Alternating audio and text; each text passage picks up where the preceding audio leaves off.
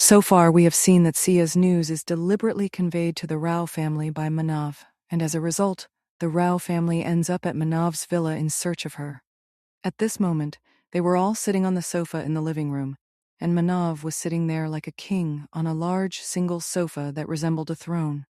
There were no emotions on his face, but the aura around him was giving off a very dangerous vibe, which was well understood by the four sitting there. Avinash Rao, Sia's father, Ram, Adir, Naksh, Saya's brothers.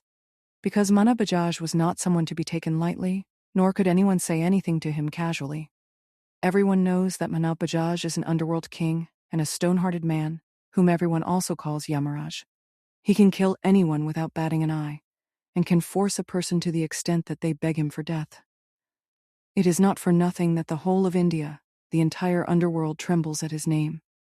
Seeing that no one was speaking, Manav, in his dangerous voice, looks at the Rao family sitting in front of him and says, "The reason for your visit here." Before Avinash could say anything, their elder son Ram speaks up. "Mr. Bajaj, we have come here for a very important matter." Hearing this, Manav raises one eyebrow and starts looking at him without saying anything. Ram continues, "We have come to take Siya." To which Manav says nothing and continues to stare at them. His gaze was such that it seemed he could see into their souls. For some reason, everyone present felt a lot of anxiety, but no one let it show on their faces. Manav simply says one word, "Why?"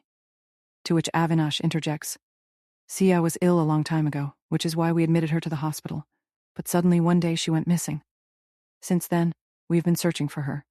Despite searching a lot, we couldn't find any information about her. But just a few days ago, we received information that a girl resembling Siya was seen with you. So that's why we are here today." To which Manav replies, "It seems that the fear of us has diminished in people's hearts. That's why anyone can come to my house without an appointment, without my permission, and sit in front of me.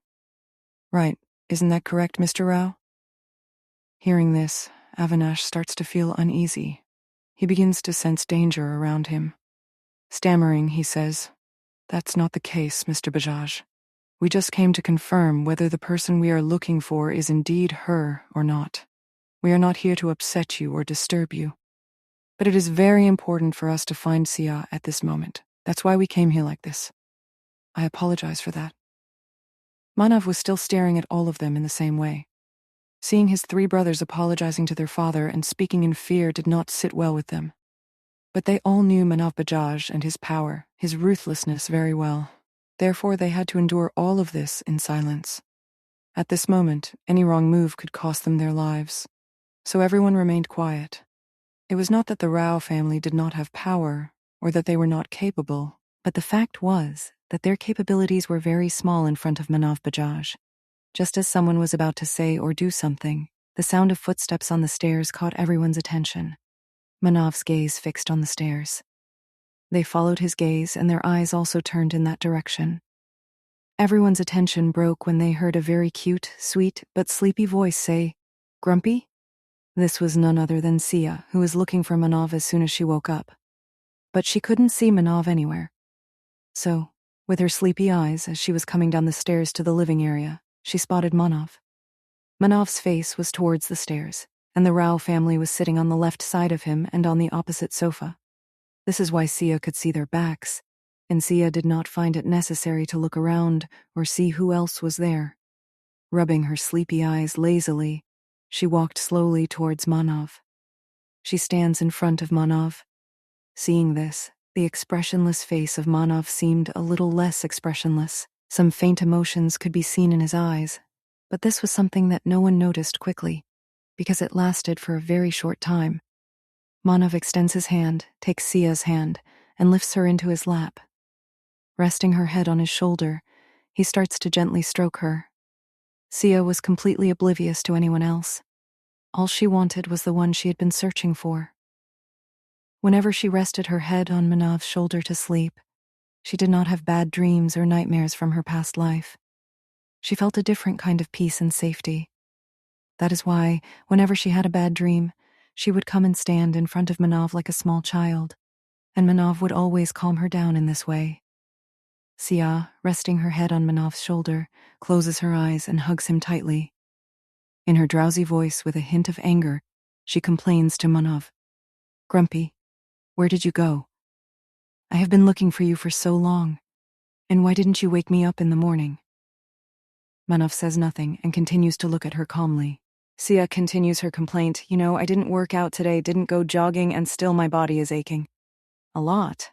And then when I was sleeping, I had that again. Having said this much, she falls silent, and her grip on Manav tightens. Seeing this, Manav says in a cold voice, It's okay. I'm here now. Nothing will happen. Saying this, he begins to calm her down. The Rao family was completely taken aback. The four of them felt like they had received an 880-volt shock when they saw Siya there. After that, they kept getting one shock after another, and they were strong ones. Because as soon as Siya came and sat in Manav's lap, their hearts were in their throats. Mr. Avinash Rao's heart was about to stop. He was afraid that now Manav Bajaj would surely do something. But what they saw next was enough to give him almost a heart attack. Seeing Siya there, along with her behavior with Manav and Manav's behavior towards Siya, they couldn't understand what was happening. The three brothers were also thinking the same, and the biggest thought among them was that Siya had completely ignored the fact that they were there.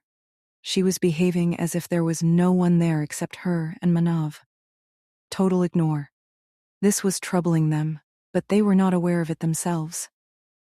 Just then, Naksh, who was sitting there, could no longer control himself, and, with a hint of annoyance in his voice, calls out to Siya, Siya. Hearing her name from someone's mouth, and the annoyance and anger in his voice, along with the loudness, Siya slowly opens her eyes and looks ahead, and when she sees everyone sitting in front of her, her eyes widen for a moment. She became emotional seeing them. A film of everything that had happened to her so far passed before her eyes, and in the next moment, the emotions that had come into Siya's eyes disappeared. Now her eyes looked almost like Manav's, cold, emotionless, and dangerous. She looks at all of them once, and then looks at Manav. She says nothing, just stares at Manav intently. Manav understands her unspoken question and says, These people say they have come to find you. Do you know them? Siya looks at all of them once, and then looking at Manav, she says, Grumpy, I don't know who these people are. And if anyone comes tomorrow and tells you that they know me, will you just let anyone stand in our house like this? She said this in a lot of anger. At her words, an evil smile appeared on Manav's face. The faces of the three brothers who had shown different emotions a while ago suddenly turned to pain and a bit of disappointment. The same word echoed in their ears. Anyone. Then Manav looks at all the members of the Rao family and, with a mocking smile, says, As you heard, Darling said she doesn't know any of you. Case closed. Now I think you all should leave. After all, you have wasted quite a bit of time. The three brothers couldn't understand why Siya was behaving like this. Then they thought for a moment. The Siya who used to run to them to get their attention, who would do anything, was now denying knowing them. She looked very different, but they felt they were overthinking, and trying once more, Adhir looks at Siya and says, Siya, what are you saying? What do you mean you don't know us? Who are we? Siya looks into his eyes and, with an emotional yet sad expression, replies, No. Just then, Naksh, who was sitting there, began to get angry. He raises his voice slightly in anger and says to Siya, Siya, are you doing this to get our attention? If you think that by doing this we will forget what you did with Ragini, then that is a big misunderstanding on your part. But one truth is that whether we like it or not, you are a member of the Rao family, and we have come to take you. Do you know how much trouble your sudden disappearance has caused us? Your entire family cannot even rest peacefully because of you, and you are sitting here comfortably. Do you have any idea what we have to endure because of you? What we have to do? And you are casually saying that you don't know us? Now stop this drama and quietly come with us. A lot has already happened because of you. Before anyone could say or hear anything, a loud gunshot rang out. Hearing this, everyone except Siya and Manav quickly ducked their heads, and there was a loud sound of something breaking. After that, a silence spread for a while. Gradually, the members of the Rao family lifted their heads and began to see what had suddenly happened.